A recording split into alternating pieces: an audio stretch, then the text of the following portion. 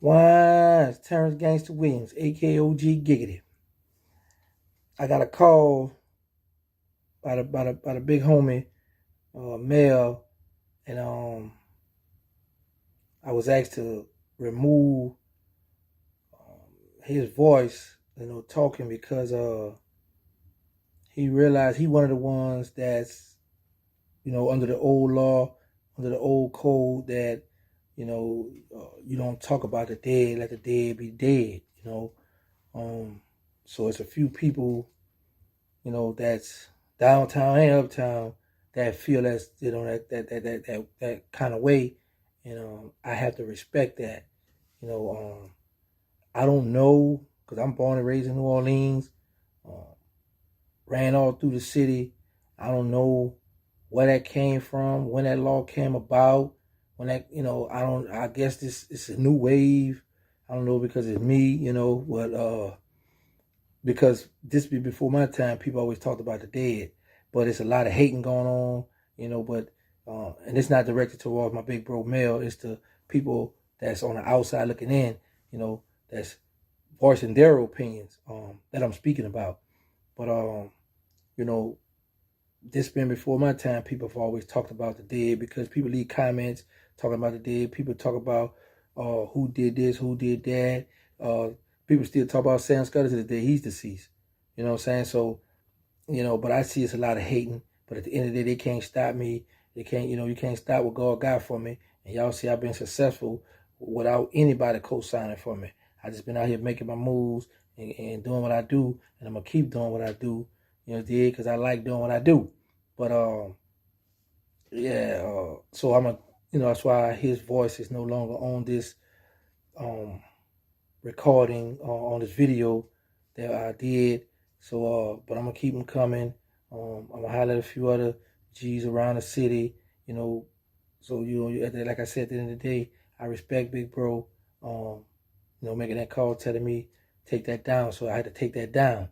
But it's other guys that's telling him that's not a good look. He shouldn't be speaking, doing this and that. And I'm just wondering why, where this come from. I mean, because like I say, dudes in the hoods talk about their dead homies all the time. Talk about, oh yeah, that was such and such, used to dress like this, such and such, spent that bench, such and such, robbed such and such. This going on all the time in the hood. But because it's me and I'm successful, they hate. Huh. But guess what? You know what 50 said, huh? Let them hate, watch the money pile up. That's what it is. Terrance Gangsta Williams, AKOG Gated. Why I'm out of here. Pooman, a notorious hitman from New Orleans. He from downtown to Ninth Ward. We were in juvenile jail back in 1990. He had came back on when you go AWOL. They had brought him back up there, but he was an adult, so they was sending him to this thing what they call adjustment center, where they put all the older teenagers once you break out of jail to do something or go AWOL or something. So it was rumored they were talking about he had the gold in his mouth with his brother name in it. Came up there with a big dope rope on, fresh used outfit. It had outfits called used back in the days, with the bellies on. He was bigger than a lot of us, juveniles at the time. Him and Sean Ballon, that was at the night with Desire Project. They used to sit together at the table and rough a few juveniles off for their food. That was the first time I came in contact with Pooman. Years later, 96, 97 something. This at the time I was beef with the Callio Project. Pooman and another old head named Walter Sterling. Pooman and Walter Sterling and another old head named Terrell. Well, they was old heads, and Terrell had a niece that lived right next to right next to Killer Stone. And one day I pulled up in the driveway, and Killer Stone out in the driveway with a chopper. I'm like, what's up? He's like, man, they gotta go. I said, what you mean? I said, what they did? They tried to rob you? He said, no, I don't like the fact that these two known killers next door to my house, in the project next door. This don't sit right with me. So I was like, well, man, the old timer, his niece lived right here. The niece, they ain't doing that. I don't think you should make this move. So, because I would have had to back him, So we talked, we canceled the plan. Now, mind you, rumors around the city is back in the 80s somewhere, Pooman dressed up like a woman and went in the game room and put some work in. This is the rumor. So now Pooman is running with a guy that's a little older than him that's out the Calio project. At this time, beefing with the Calio project.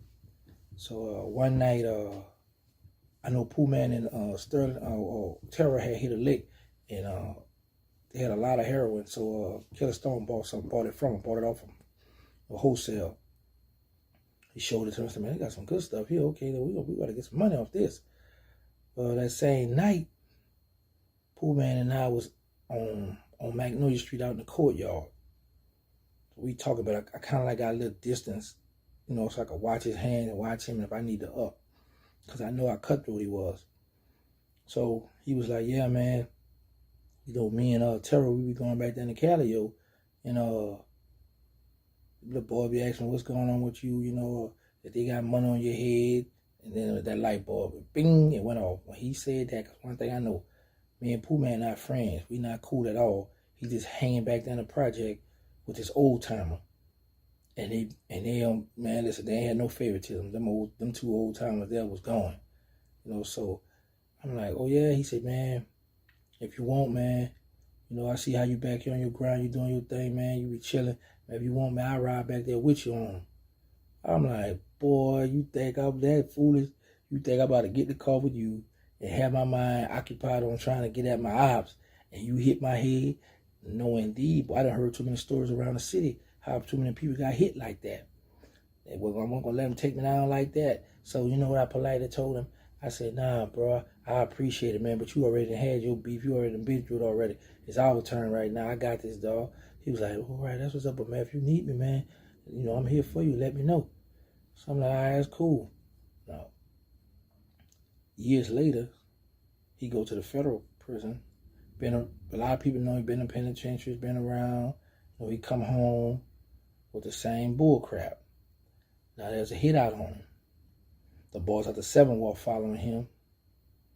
As they're following him, the state troopers get behind him. So now it's a bunch of guns in the car on both ends. High-speed chase lead out. Something tragic after that happened during the high-speed chase, so I'm not going to get that up on this one because we're talking about Pooman now. The way Pooman was killed, allegedly that he was at a club and he had his car parked out in the street, like in front of the club. And the DJ or somebody got on the mic and said, whoever got such and such car, you need to move your car. And they said that when he walked out the club and got in his car, the 4th of July happened. New Year's happened. See, they tore the car up, they lit it up. A lot of people were shocked that Pooman got caught slipping like that after all these years, running the streets, doing what he's doing. He had a big reputation uptown and downtown. People knew who Pooman was. For him to go and get crushed like that, that shook a lot of people up, because it's still debates to this day who's the first